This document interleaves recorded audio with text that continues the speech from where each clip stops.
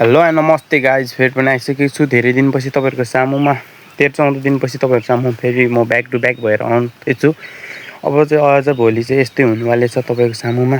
तर एससीको लागि फेरि एक्जाम दिनुपर्ने छ, अनि त्यो कारणले पनि म भ्लगिङमा चाहिँ अलिक त्यस्तो धेरै चासो पनि मेरो भ्लगिङमा त्यति राम्रो छैन। तपाईँहरू सामु म राम्रो कन्टेन्ट पनि बनाएर हाल्नु सकेको छैन।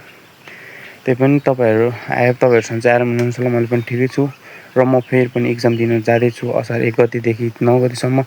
त्यस्तो अलिक के हुन्छ, घरमा काम गरेपछि पनि हुन्छ, त्यही कारणले भ्लग आएको छैन। त्यही पनि तपाईँहरूले सपोर्ट गरिराख्नु। आज पनि फेरि म भ्लग बनाउँदैछु। यताको गाउँघरतिरको वातावरण र यता कस्तो फोहोर भएको छ भनेर चाहिँ म देखाउनु गइरहेको छु। देख्नु सक्नुहुन्छ तपाईँहरूले, यहाँ यस्तो फोहोर छ र अनि त्यो ढुङ्गा देख्नु भएको छ। अनि यो ढुङ्गा चाहिँ कहाँबाट आयो भन्दा तपाईँहरूले अहिले कमेन्ट बक्समा आएर कमेन्टमा गर्नुहुन्छ होला।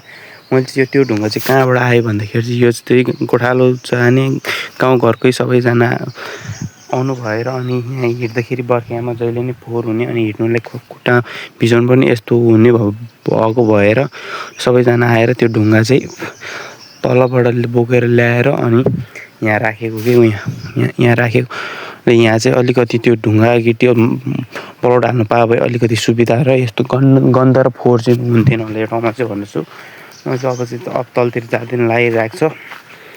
केले भन्दा चाहिँ अब चाहिँ मेरो चाहिँ यस्तै हुनेवाले छ। भिडियो चाहिँ तपाईँहरूलाई मन पर्छ कि पर्दैन, यस्तै भिडियोलाई पनि भ्लग सम्झेर तपाईँहरूले सपोर्ट गर्दै गयो भने मलाई मोटिभेसन मिल्छ भन्नु गइरहेको छु म चाहिँ। किन भन्दाखेरि मेरो केही स्ट्रगलै छैन कि, त्यही कारणले त्यस्तो भइरहेको। अहिले यता जान लागिरहेको छु म तलतिर बगरमा, अनि यता छ ल्याउँदैछ त्यहाँ भैँसीहरू। म चाहिँ यता तलतिर गोठालो भन्दा पनि म चाहिँ यता हेर्नु जान लाग्यो। यतिकै भिडियो बनाउँदै हिँडिरहेको काम छैन भन्दा पनि त्यो मलाई चाहिँ बोर लाग्यो। यहाँ हेर्नु सक्नुहुन्छ तपाईँले उयो जस्ता चाहिँ उस बन्दैछ, त्यो चाहिँ लामा बस्ने ठाउँ भन्छ। यहाँ चाहिँ च्यान डाँडा हो यो माथि चाहिँ, यता छ अनि बगर। म धेरै भिडियो बनाएन त्यहाँको चाहिँ, किनभने यता छ राईको बगर हेर्छौँ तपाईँहरूले। यहाँ चाहिँ कृषकहरूले सम्पूर्णले चाहिँ किसानहरूको चाहिँ गाई बसी त्योहरू राख्ने बगर यता पनि छ। अनि म चाहिँ तलतिर झर्दैछ अब जान लागेको।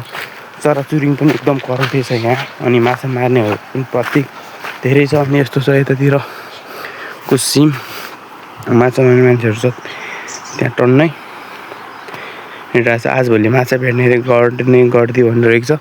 त्यही भएर जाल खेल्ने फाँसी तान्ने भइरहेको छ। अहिले खोला पनि धमिलो छ अनि मरिन सङ्लो छ।